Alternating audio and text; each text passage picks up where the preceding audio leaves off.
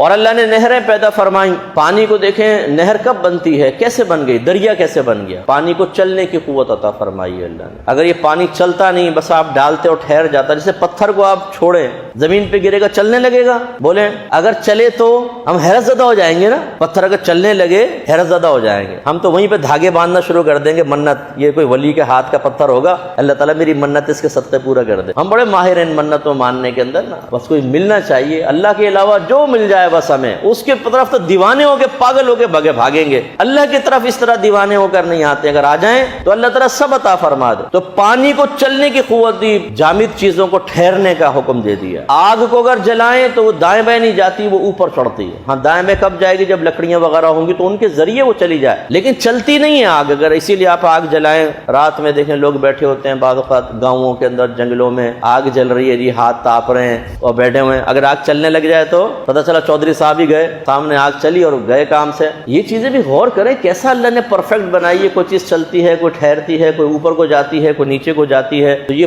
پانی جو ہے اگر چلنے کی قوت نہ ہوتی تو ایک جگہ ہی رہتا اور پھر لوگوں کو چل چل کر آ کر وہاں پر اپنی ضرورتیں پوری کرنی ہوتی. تو اللہ تعالیٰ نے نہری نظام, دریائی نظام قائم فرمایا. اب یہ دیکھیں دریائے سندھ کہاں سے چلتا ہے, آپ اس کی ابتدا دیکھ لیں کہاں سے آ رہا ہے دریائے سندھ. ہر ملک سے گزرتا ہوا آتا ہے, ہر ملک والے سیراب ہوتے ہیں, دوسرے ملک تک پہنچتا ہے, پھر تیسرا ملک, چوتھا ملک, حتیٰ کہ پھر سمندر میں جا کے گرتا ہے. بیچ میں آپ ڈیم بنا لیں تو پانی کو سٹاک کر سکتے ہیں, ورنہ وہ تو بہے گا, وہ نکل جائے گا آگے پانی اور سمندر میں چلا جائے گا. اب یہ جو ہیٹ بڑھ رہی ہے ہماری دنیا کے اندر, اس سے پانی کی سطح تیزی سے زمین کے اندر نیچے ہو رہی ہے اور گلیشیئرز تیزی کے ساتھ پگھل رہے ہیں. یعنی اللہ تبارک و تعالیٰ نے پانی کو سٹاک کرنے کے مختلف طریقے رکھے تھے, جس میں سے ایک طریقہ یہ تھا کہ ایسے علاقے اللہ نے پیدا فرمائے جہاں سورج کی روشنی بہت کم پہنچتی ہے, تو وہ پانی منجمد برف بن کر وہ پھر کام آتا ہے. وہ کبھی آہستہ آہستہ پگھلتا رہتا ہے تو وہ دریاؤں کے اندر آ کے مسلسل ایک ہمارا سمجھ لیں ڈیم ہے, قدرتی ڈیم. اب کیا ہے کہ اتنی زیادہ ہیٹ بڑھ گئی ہے دنیا کے اندر کہ وہ آہستہ آہستہ گرمی وہاں تک پہنچ کر وہ گلیشیئرز تیزی سے پگھل رہے ہیں اور پگھل کر وہ دریاؤں میں اور دریا سے سمندر میں جا رہے ہیں. اور بارش اتنی تیزی سے ہو نہیں رہی کہ اس کی ریکوری ہو جائے یا پانی اور آ جائے, کیونکہ ہم نے درخت کاٹ دی, ہم نے جنگل کاٹ دی اپنے ذاتی مفادات کے لیے. اور ہم جیسی جاہل قوم, معذرت کے ساتھ یہ لفظ میں عرض کر رہا ہوں, کہ جسے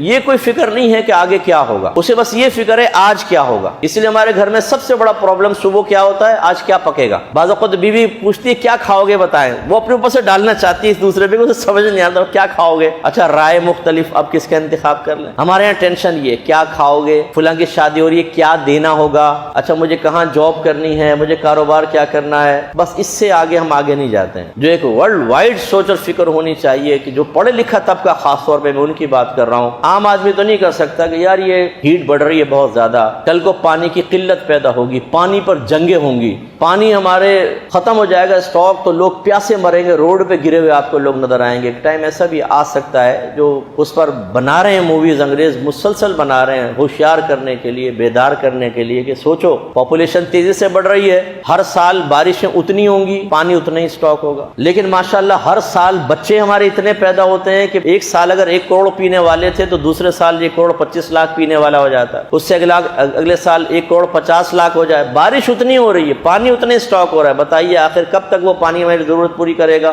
کبھی نہ کبھی کچھ نہ کچھ تو ہوگا نا. لیکن چونکہ ہم ایک ذی شعور قوم نہیں ہے, ہم تھوڑا سوچتے ہیں کہ بیڑا غرق بھاڑ میں جائے. کم از کم یہ تو ہم کر سکتے ہیں نا, واش روم جائیں, آپ شاور کھولتے ہیں, پانی بہت آ رہا ہے, آپ لمیٹڈ نہائیں. یہ نہیں ہے کہ اگر آپ کے علاقے میں, جیسے ہماری غیر منصفانہ تقسیم ہے, جو سیاسی پارٹی کے قریب علاقے ہیں انہوں نے پانی کھولا ہوا ہے, بہت علاقے ایسے ہیں جہاں پانی نہیں آتا, کوئی پوچھنے والا نہیں ہے, کوئی پکڑنے والا نہیں ہے. کسی گھر میں, کسی علاقے میں 24 گھنٹے پانی, جب موٹر چلائیں پانی آئے گا, اور کہیں 24 گھنٹے موٹر چلانے کا ویٹ کرتے ہیں کہ پانی کا الارم بجے تو ہم موٹر چلائیں. تو جن کے زیادہ پانی آتا ہے وہ پھر پرواہ نہیں کرتے نا, وہ باہر بھی مار رہے ہوں گے, گلی میں, پودوں میں, گاڑی دھل رہی ہے پوری صاف پانی سے, کلیئر پانی سے, کلورین کے پانی سے گاڑیاں دھو رہے ہیں صاحب اپنے گھر کی, او بہہ رہے ہیں نالی کے اندر, کوئی پرواہ نہیں ہے. ان لوگوں کی ذرا پیاس کو دیکھیں جو تھر کے علاقے میں رہتے ہیں, 6 میل دور جا کر تھوڑا سا پانی بھر کے لاتے ہیں. وہ بھی کیسا پانی, صاف نہیں ہوتا, وہ بارش کا پانی جمع ہے, اس کے اندر کیڑے چل رہے ہیں, گندا پانی, اسے بھر بھر کے لا رہے ہیں, اسی کو ابال کر یہ ویسے بیچارے پی رہے ہیں, اسی سے استنجا وغیرہ کر رہے ہیں. استنجا بھی کیسے کرتے ہوں گے, کتنے سے پانی سے کرتے ہوں گے, پوری پاکی بھی حاصل نہیں ہوتی ہوگی. جہاں پینے کو نہیں ہے وہاں پہ واش روم کے لیے اور نہانے کے لیے کہاں سے پانی استعمال کریں گے. اور ہم جب گھستے ہیں باتھ روم میں, یوں गरम लगाएंगे, पहले साबुन एक दफा, पानी चल रहा है साबुन भी लग रहा है ना, फिर साबुन से नहा रहे हैं, फिर एक दफा यूं, दूसरी दफा यूं, तीसरी दफा शैम्पू, चौथी दफा फिर वो मजे। अरे भाई इतना पानी आप जाया कर रहे हैं, आधा गिलास पीते हैं, आधा गिलास नाली के अंदर फेंक देते हैं, इसके तो खैर एक एक कतरे का हिसाब होगा आखिरत के अंदर। सोचना चाहिए कि यार आप ये ना सोचिए कि मेरे एक गिलास बचाने से क्या होगा, अगर हम सब एक एक गिलास पानी बचाएं एक दिन के अंदर कितनी बाल्टी पानी बचेगा, और यही सोच और फिक्र अगर पूरे मुल्क की बनेगी तो कितना ज्यादा पानी बच सकता है। इन सोचों को अपने ऊपर नाफिज करने की जरूरत। जिस वक्त हम दूसरों को देखकर अपने लिए कोई फैसला करना चाहते हैं वो हमेशा गलत फैसला होता है। दूसरा कुछ करेगा तो हम करेंगे, नहीं कर रहा तो हम भी नहीं कर, गलत है। आप अच्छा करें और दूसरे को के लिए एक तालीम का सबब बने, तरगीब का सबब बने कि भाई देखो मैं एक अच्छा काम कर रहा हूँ, आप भी सोच इख्तियार कर लें। मैं तो वुजू पे भी अर्ज करता हूँ, आपके नबी ने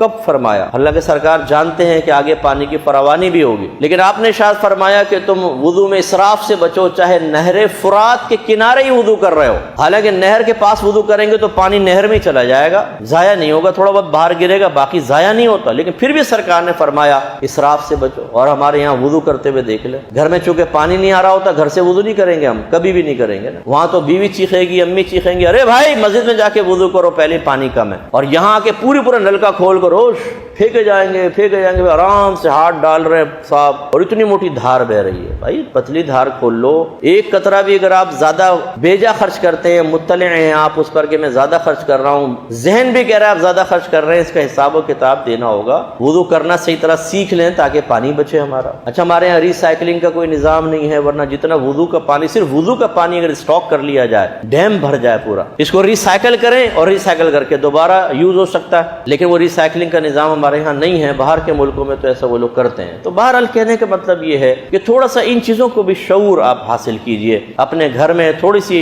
जब आप शऊर हासिल कर लेंगे तो फिर पाबंदियों की तरफ आएंगे ना। आप देखें यूट्यूब के ऊपर कि क्या हालात तब्दील हो रहे हैं, और ऐसा नहीं कि वो ऐसे छोड़ देते हैं, दलाइल है उनके पास बाकायदा, वो आपको बताएंगे कि पिछले 100 साल से अब तक क्या तब्दीलियां आ गई, और यही तब्दीली कंटिन्यूसली चलती चली जा रही है, और अब 100 साल बाद इसी तब्दीली को अगर देखा जाए तो क्या खराबी लाजिम आएगी। तो उन चीजों पे तवज्जो करनी चाहिए। हमारे नबी करीम ने कब दज्जाल के फितने से डराया, हालांकि जानते हैं कि नहीं आएगा, भी क़यामत के टाइम आएगा। ये मैं आपको बार बार समझाता हूं कि आने वाले कई सौ साल के फितने को सरकार अभी से बयान फरमा रहे हैं, अपने सहाबा को कह रहे हैं, ताकि सीना बसीना चीजें मुंतकिल हों। तब कहीं जाकर ऐसा होता है जब एक सोच बन जाती है, फिक्र बन जाती है, और हमारे आमाल, हमारा किरदार, हमारे अखलाकियात उस सोच और फिक्र के ताबे हो जाते हैं। फिर जब वो वक्त आता है तो उस वक्त की नस्लें उन चीजों से बहुत अच्छी तरीके से टकरा सकती हैं। आप तो पड़े रह जाएंगे यहाँ पर।